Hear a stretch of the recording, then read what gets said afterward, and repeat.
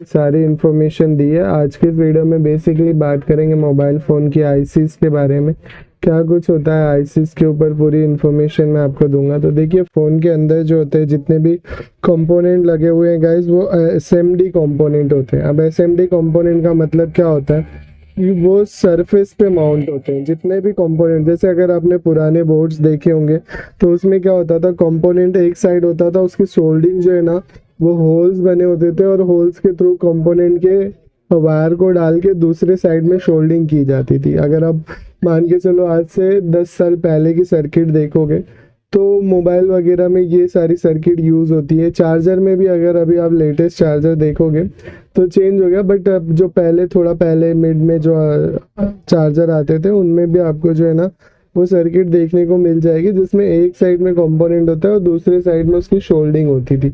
But अभी जो है ना ये एसएमडी होती है, और एसएमडी कंपोनेंट क्या होता है, सरफेस पे माउंट होता है। मतलब लेयर ऑफ वाइज जो है बोर्ड होते हैं, जैसा कि मैंने आपको बताया।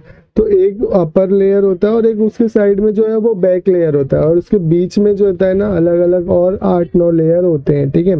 तो अब ये लेयर वाइज जो बोर्ड होती है, तो अपर लेयर पे हमें जो फिजिकली कंपोनेंट देखने को मिलते हैं वो क्या होते हैं, वो कंपोनेंट जो होते हैं जो जैसे अलग अलग कंपोनेंट यहाँ पे आपको देखने को मिल जाएंगे। जैसे आपका जो है वो सिम ट्रे, जो भी फिजिकल मतलब जो बोर्ड के ऊपरी भाग पे है, और उसका जो है ना यूज़ होता है कि स्ट्रिप लगाने में, या फिर सिम सॉकेट हो गया आप तरीके का, या कैमरा की फीमेल स्ट्रिप हो गई आपकी, सेंसर हो गया, एंटीने का आरएफ केबल का जॉइंट हो गया। तो ये सब फिजिकली आप देख सकते हो, बोर्ड के अंदर महसूस कर सकते हो, ठीक है। तो ये सब चीज़ें जो है वो आपको नेक्स्ट वीडियो में मैं आपको बताऊंगा, बट अभी हम जो है जिस टॉपिक पे हैं वो है आईसी। अब फ़ोन के अंदर ना गाइस दो तरीके की आईसी यूज़ होती है, सरफेस माउंट ही होती है दोनों भी। और वो क्या होती है आपका, जो होती है एक जो होती है वो आपकी बीजीए आईसी होती है। अब ये बीजीए आईसी का मतलब क्या हो गया, जिन पे ऐसे बॉल्स होते हैं, जब आप आईसी को उतारोगे तो आपको नीचे जो है ना कुछ इस तरीके का डॉट डॉट बॉल्स देखने को मिलेंगी, ट्रैक देखने को मिलेगा।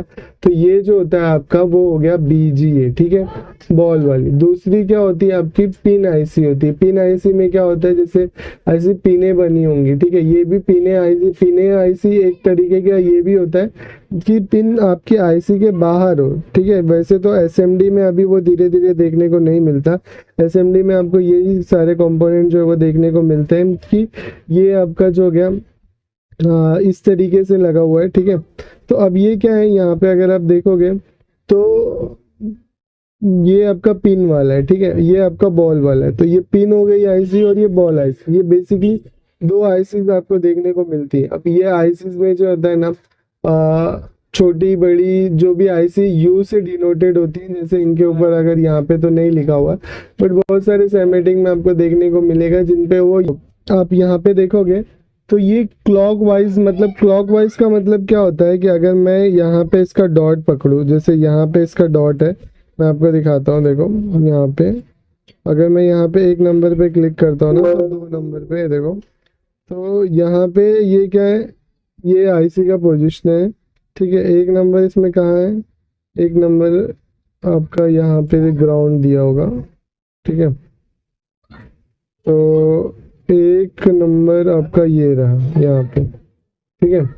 तो अब ये आईसीएम और एक नंबर आपका जो है ना वो एनसीएम। तो इसका डॉट जो होता है, वैसे अगर आप इसका लेआउट देखोगे ना तो उसमें आपको डॉट मिलेगा। तो वो डॉट कहाँ पे बना होगा, वो डॉट जो है ना आपका यहाँ पे बना होगा, ठीक है।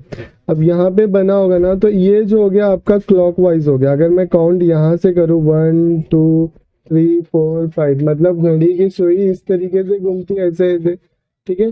तो ये क्लॉकवाइज हो गया, लेकिन हमारा क्या एंटी क्लॉकवाइज होता है, ठीक है। तो एंटी क्लॉकवाइज में क्या करना है, हमें ऐसे गिनना है घड़ी की विपरीत दिशा में, इस तरीके से।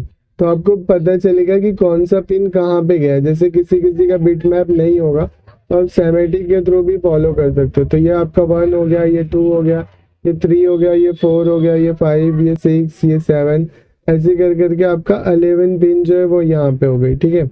एंटी क्लॉकवाइज में जो है वो एंटी क्लॉकवाइज होता है। सेम थिंग जो होती है गाइस आपकी बॉल्स आईसी में भी होती है। बॉल आईसी में क्या होता है, यहाँ पे अगर आप देखो तो आपको जो है ना जहाँ पे भी आपका डॉट होगा, जैसे ये L1 है, ठीक है, तो इट मीन कि डॉट जो होगा वो L1 साइड में ही होगा आपका, और यहाँ पे तो डॉट नहीं दिया हुआ है, वो आपको लेयर में देखने को मिलेगा, ठीक है। तो ये आपका एंटी क्लॉकवाइज आप यहाँ पे जाओ, ठीक है,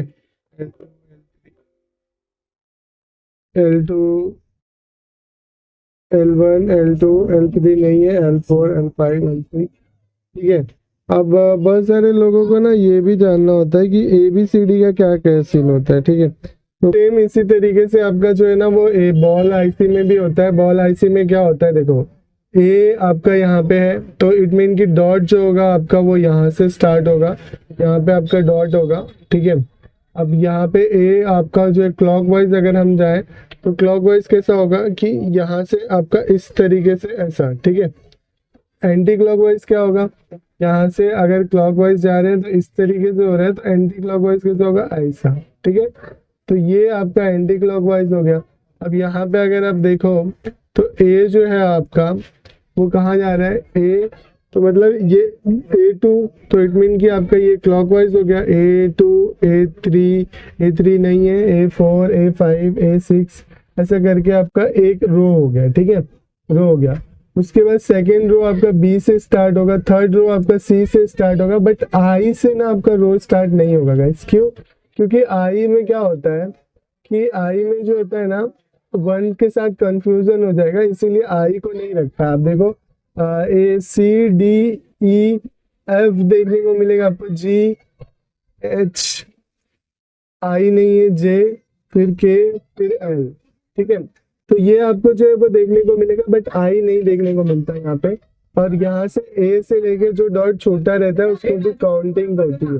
तो अगर आपको कभी A1 यहाँ से देखने को मिले या A2 आपको जैसे B7 देखने को मिल रहा है कि B7 कहाँ जा रहा है, तो मैं यहाँ पे सीधा B7 को फॉलो करूँगा, तो B7 मेरे जहाँ पे बताएगा, जैसे यहाँ पे कैपेसिटर। और अगर आप फ्री में घर बैठे मोबाइल रिपेयरिंग सीखना चाहते हो तो चैनल को जरूर सब्सक्राइब करना, क्योंकि मेरे चैनल पे आपको ये एक सीरीज देखने को मिलेगी जिसमें मैं बेसिकली मोबाइल रिपेयरिंग को एक इजी वे में, जो इंस्टीट्यूट में आपको 30 से 40 हज़ार रुपये लेके सिखाया जाता है, वो मैं आपको फ्री ऑफ कॉस्ट घर बैठे सिखा रहा हूँ, ठीक है।